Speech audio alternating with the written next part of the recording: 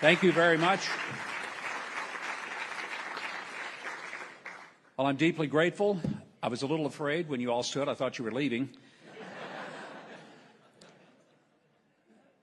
The very first speech that I made when I arrived here as ambassador was to JNS a year and a half ago.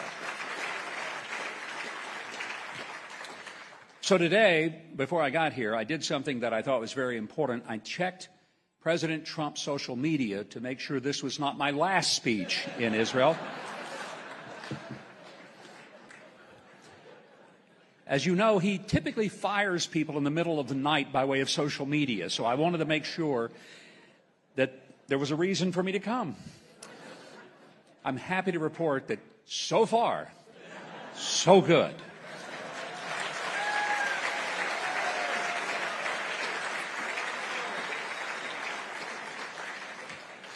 I know there's been an enormous level of anxiety about the relationship between the United States and Israel. It's been one of those weeks where we're all reading things and saying, okay, yeah. Here's what I would just ask you to put in large print and underline it. I would say it this way. Thank you for your attention to this matter. The one thing that the President has said as consistently as any man has ever said anything is that Iran will never have a nuclear weapon, that Iran will never have enriched uranium, that Iran is not going to be able to continue flowing its support to its proxies, Hezbollah, Hamas, and the Houthis, and that the United States and Israel have an unbreakable bond. And it really is still true today. There is no world leader that the President speaks to more than he does Prime Minister Netanyahu. Theirs is a relationship that is not just as two statesmen. It is deeply personal to the point that there is a candor between them that is probably unlike his relationship with anyone else. The President says things to people, and he says things to the world. But the one thing that I've always heard him say, always, and that I've always watched him do, is that America has an unbreakable bond with the State of Israel. And I trust that he means what he says. I still remember that he is the president that did something that we all wanted every president to do, and that's recognize Jerusalem as the undivided, indispensable, eternal, and indigenous capital of the Jewish people. And he did it. To recognize the Golan Heights as sovereign territory of the State of Israel for its own protection. To move the U.S. Embassy to Jerusalem, which he did, and I'm grateful for that. I'm so very thrilled to see the extraordinary video about Jerusalem and to hear the remarks of Mayor Moshe Leon. I don't just call him the mayor of Jerusalem. I love to call him my mayor because I live here. And he has been a remarkable partner to the U.S. Embassy and to every need that we have had, and a terrific person to be leading this city. And by the way, it is a remarkable city, and nothing like it in the world. Last year, I was back in Washington after the 12-day war with the Prime Minister and for the meetings we had with the President and the U.S. team. And while I was there, on two different occasions, I got surrounded by these pro-Hamas crazy people. One started out as two ladies. It ended up being about 20 people surrounding me, yelling and screaming, and it was really getting close to a little uncomfortable. Finally, some D.C. police officers came and extracted me. A couple of nights later, I was leaving the Blair House, where there was a reception, and some same pro-Hamas crazy people across the street recognized me. And that's not all it's cracked up to be. And they started screaming and yelling, and finally, Senator Jim Lankford of Oklahoma had a car coming. I was waiting on an Uber. And he said, just get in my car. I'm not sure you're going to make it till the Uber gets here. Thank the Lord for him.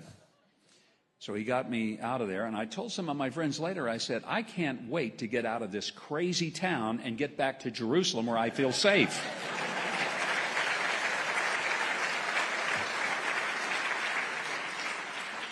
Now, the interesting thing is, they did what you did. They laughed, and they thought it was a punchline.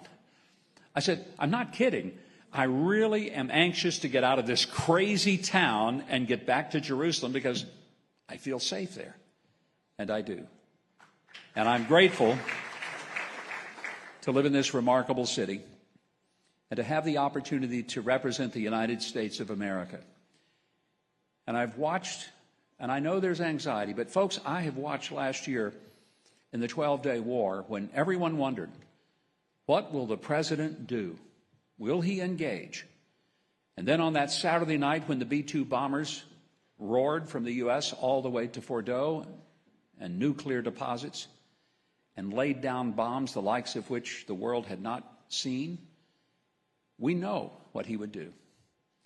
Earlier this year, when it became apparent that the Iranians were intent on rebuilding their nuclear capacity and continuing what has been a 47-year threat against us. When I say us, I mean you and the United States. It's always been death to Israel, death to America. I was married with children in 1979, and I remember quite well when our embassy employees in Tehran were blindfolded and frog-marched across the grounds of our U.S. embassy, humiliating the United States of America, holding hostages for 444 days. And all that time, making it very clear that their intention was not merely to hold some American diplomats hostage, but was to kill every last American and annihilate the country. And the warm-up act was going to be to annihilate Israel. It's always been a threat. Americans may not understand it, but that threat is not a threat just to Israel. It is a threat to every American, and they have carried out that threat in pieces throughout these 47 years by killing hundreds of Americans, often through their proxies. And the most of them have been Hezbollah. And I hope that no one will ever think for a moment that the reason that Iran wants to maintain some control over the proxies is because that's how it's going to get its terror network capable of doing the most damage that it can. Let's be clear. The Iranian threat is best served when the spigot is turned off at the source and no more forces flow to Hezbollah, to Hamas, or the Houthis. And that's why this challenge with Iran, if we can get peace, wonderful. But even this afternoon, the president has issued very clear understandings to the Iranians that if they think that the United States is going to fold and collapse and let them have their way, he has made it clear what he will do. And what he said, well, it's words that I don't use those words, folks, even in private and certainly not in public. This week I got into a little bit of controversy unintentionally because I said something that I've been saying for years. It wasn't anything new, but I made the point, and I want to make it with you.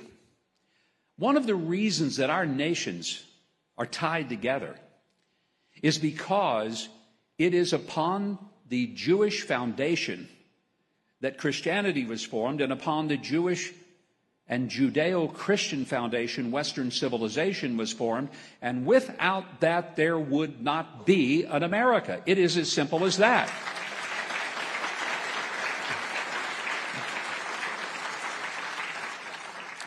I had people excoriating me from around the world saying, how dare you say it? I would say, how dare you flunked history? Are you not aware that our founders wanted to put as the seal of America the parting of the Red Sea? That in the House of Representatives in the United States, there is a marble fixture of Moses Not of Cicero, not of Aristotle or Plato, of Moses. Because our history is tied more to Mount Sinai than it is to Athens or Rome. It's tied to neither of them. It's tied to Israel.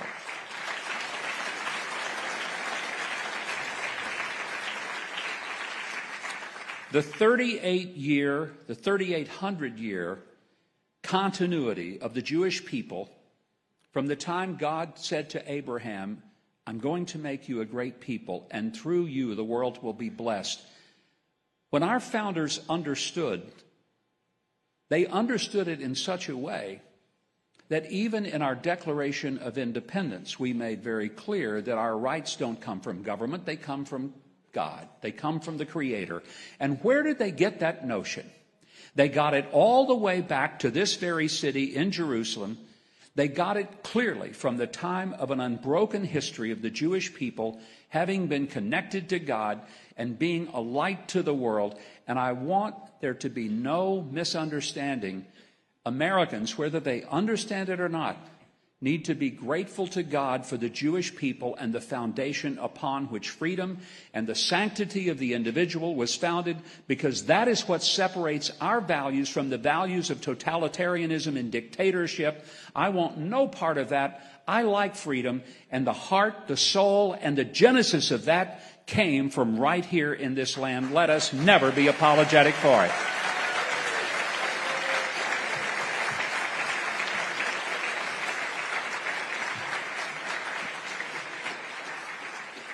Psalm 121 says, I look to the hills, from whence cometh my help.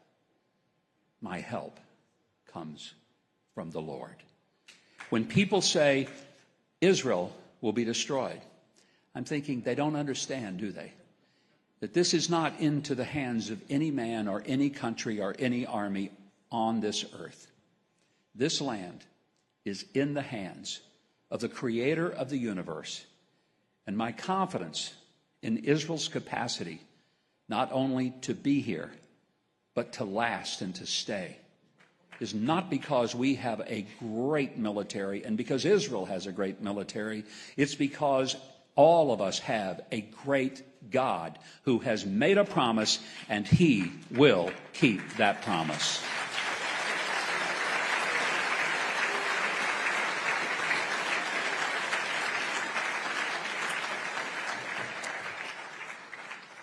I noticed when I started there is a lady over here on the side, and she has a sign, and it says, stop. And in her other hand, there is a sword.